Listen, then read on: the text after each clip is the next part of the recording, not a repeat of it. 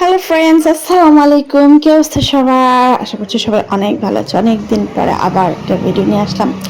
সকালবেলা বাজার সওদাটা সেরে নিই। আমি সকালবেলা নাস্তার আগে চেষ্টা করি বাজার করে নিতে। তখন সকাল সকাল বাজার করলে মাছগুলো অনেক ফ্রেশ পাওয়া যায়, সবজিও একদম শুধু এসে সবাই সব দোকানদার শুধু সবজিগুলো সাজানো শুরু করে, তখন আমি চেষ্টা করি বাজারে যেতে। 8:30 থেকে 9টার ভিতরে বাজারে গেলে একদম ফ্রেশ ফ্রেশ শাক সবজি ফল সব কিছু ফ্রেশ পাওয়া যায়, একদম তাজা তাজা সব কিছু। মাঝে মাঝে তো এরকমও হয়েছে যে আমি 8, 8:30টার সময় বাজার করে এনে মাছ কেটেছি 12টার সময়, তখনও মাছ লাফাচ্ছে এরকম।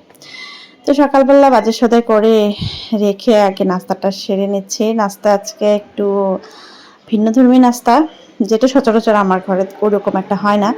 মানে আমি বা আমার বোন খেলেও আমার বাসার অন্যরা ওইরকম এইসব নাস্তাগুলো রেগুলার খায় না, তারা পছন্দ করে না।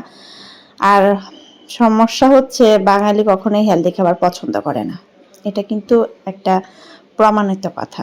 তো এখানে বানানা দিয়ে একটা পিনাট বাটার দিয়ে একটা স্যান্ডউইচ বানিয়ে দিয়েছি হাজব্যান্ডকে। তার কাছে ভালো লেগেছে, বাট সেটা রেগুলার খাবে না। একদিনের জায়গায় সপ্তাহ 2 দিন দিয়ে দিলে এটা বেশি একটা ভাল লাগে না।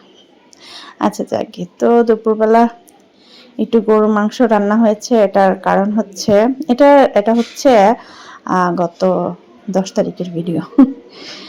তো আমার ভাগিনা এসএসসি পরীক্ষা দিয়েছিল, সে পাশ করেছে, ভালো মার্ক পেয়েছে।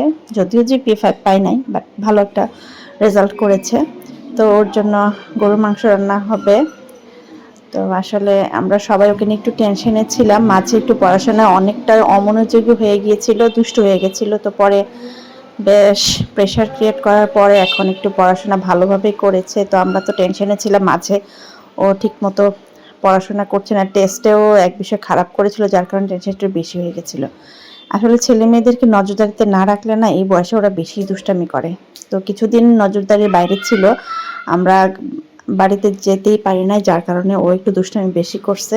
আর মোবাইল হাতে পেয়ে ওকে মোবাইলে প্রজেক্ট করার জন্য ওকে দেওয়া হয় মোবাইল, আর ও মোবাইল ফেলে গেমস খেলা শুরু করে দেয়। আর বাচ্চারা যে ফ্রি ফায়ারে কি যে বোধ হয়, তো সেই টেনশনতে ভাবছিলাম যে ছেলেটা পাশ করে কিনা। না, আলহামদুলিল্লাহ যথেষ্ট ভালো রেজাল্ট করেছে, যার কারণে ওর জন্য আমরা গরু মাংস রান্না করেছিলাম। গরু মাংস রান্না করলেও সাথে কিন্তু শাকসবজি ছাড়া আমার তো অ্যাটলিস্ট হবে না। তো পরে অবশ্য ভিডিও করতে ভুলে গেছি। তো ভাগিনা পাশ করা উপলক্ষে ওর জন্য স্পেশাল কিছু তো বাসায় করতেই হয়, সেজন্য বাসায় বার্গার বানিয়েছিলাম।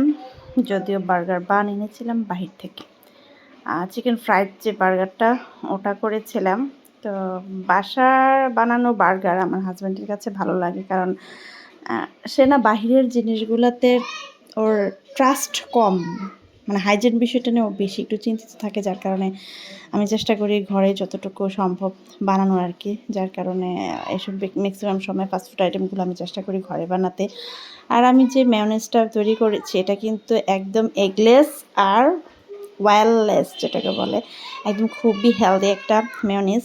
একসময় আপনাদের সাথে ভিডিওটাও শেয়ার করব। তো মাঝে মাঝে ইউনিক কিছু কাজ করতেও ভালো লাগে। এটা আমি কিছুদিন আগে একটা ভিডিওতে দেখেছিলাম, সেদ্ধ ডিম দিয়ে ডিমের অমলেট তৈরি করে আর কি। তা আমিও এটা ট্রাই করলাম, ডিম দিয়ে ডিমের অমলেট। এক্সট্রা কিছু না, জাস্ট একটু কিউরিওসিটি থেকে একটু ট্রাই করা আর কি। পরদিন সকালবেলা নাস্তা করে নিচ্ছি, ছিল সিদ্ধ আটার রুটি আর হচ্ছে ডাল ভুনা। আর ছেলের জন্য করেছিলাম হচ্ছে নুডলস, কারণ এই ছেলেটা মাঝে মাঝে অনেক কিছুই খাওয়া নিয়ে ঝামেলা করে, খেতেই চায় না। তো একটু নুডলস করে দিয়েছি, সাথে খেজুর বাদাম চকলেট দিয়েছি। যদিও খেজুর বাদাম সে খায় না, চকলেটটা খেয়ে গেছে, শুধু একটা বাদাম মনে হয় খেয়েছিল। ভালো জিনিসগুলো না বাচ্চারা খেতেই চায় না, ওদেরকে যতই আপনি চাপাচাপি করেন, দরকার হলে না খেয়ে থাকবে, বাট এগুলো খাবে না। ওদেরকে চিপস চকলেট জুস এগুলো দেন, এগুলা খুব পছন্দ করে খাবে। অনেকদিন ধরে ভাবছিলাম চিংড়ি মাছ খাওয়া হয় না, চিংড়ি মাছ খাওয়া হয় না। যদিও চিংড়ি মাছ খাওয়া ঘরের মোটামুটি সবার জন্যই নিষেধ, কারণ আমার ঘরটা হচ্ছে পুরোটা একটা, আমার ঘরটা পুরো একটা অ্যালার্জির ফ্যাক্টরি বলা যেতে পারে। আমার তো প্রচুর পরিমাণে অ্যালার্জি, আমার বোন যার এখনও অ্যালার্জির চিকিৎসা চলতেছে অলরেডি, আর আমার মেজো বোনেরও অ্যালার্জি। এক সময় ওর যে পরিমাণে অ্যালার্জি ছিল, ওর 5টা ইঞ্জেকশন করা লাগছে অ্যালার্জির জন্য। আমার ছেলের তো একটু ধুলাবালি লাগলেই ঠান্ডা লেগে যায় অ্যালার্জির কারণে। তো আমার হাজব্যান্ডেরও গত বছর প্রায় 6 মাস চিকিৎসা চলছে ওর অ্যালার্জির জন্য। মানে আমার ফ্যামিলি, শ্বশুরের ফ্যামিলি, বাবার ফ্যামিলি সবারই মোটামুটি অ্যালার্জির পর যেটাকে বলে খ্যাত কোয়ার্টার, ওইটা হচ্ছে আমাদের ফ্যামিলিতে অ্যালার্জি। কিন্তু সবচেয়ে মজার বিষয় হচ্ছে এত অ্যালার্জি হওয়া সত্ত্বেও আমাদের অ্যালার্জিক খাবারগুলো অনেক পছন্দ। ইলিশ মাছ, চিংড়ি মাছ, গরু মাংস এগুলো খুবই পছন্দ। যদিও এগুলা পছন্দ হলে যথেষ্ট চেষ্টা করি কম খাওয়ার জন্য।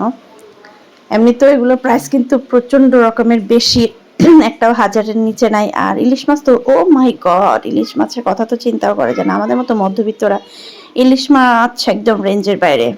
গত শনিবারে গিয়েছিলাম ইলিশ মাছ আনার জন্য, 3370 টাকা ইলিশের কেজি, ডিমালা ইলিশ।